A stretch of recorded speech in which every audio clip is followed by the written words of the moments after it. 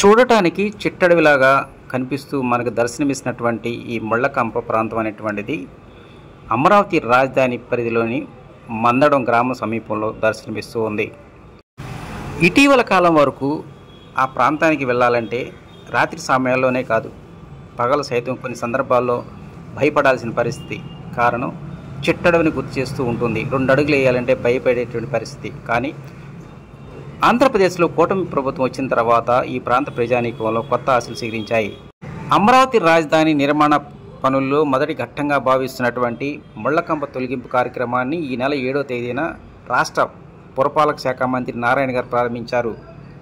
29 గ్రామాల్లోని 58,000 ఎకరాల్లో దాదాపు 25,000 ఎకరాల వరకు ఈ ముళ్ళకంపతో నిండుందని వారు గుర్తించారు. ఈ నేపథ్యంలోనే ఏకకాలంలో 29 గ్రామాల్లో 99 చోట్ల 200 పైబడి ప్రక్లయంతో ఈ ముళ్ళకంపను తొలగించే కార్యక్రమానికి శ్రీకారం చుట్టారు.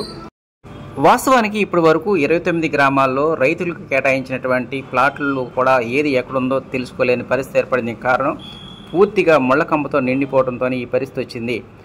ఈ ముళ్ళకంప తొలగించినట్లయితే త్వరలోనే రైతులు కేటాయించినటువంటి ప్లాట్లో రాళ్లు బాతే అవకాశాలు ఉన్నాయి. ఇక రాయపూడి సమీపంలో ఉన్నటువంటి సీడ్ యాక్సెస్ రోడ్ పక్కనే ఉన్న ఎమ్మెల్సీ, ఎమ్మెల్యే, అదేవిధంగా ఐఏఎస్, ఐపీఎస్ అధికారుల యొక్క అపార్ట్మెంట్ సమీపంలో కూడా జంగిల్ క్లియరెన్స్ పని కొనసాగుతూనే ఉంది. సంవత్సరాల తరబడి చీకటి కోపంలో ఉన్నటువంటి ఈ భవనాలు ఇప్పుడిప్పుడే ఊపిరి పీల్చుకుంటూ వెలుగులోకి వస్తూ ఉన్నాయి. రానున్న కొద్ది రోజుల్లోనే ఈ ప్రాంతం మొత్తం కొత్త కళ సంతరించుకునే అవకాశాలు ఎక్కువగా ఉన్నాయి.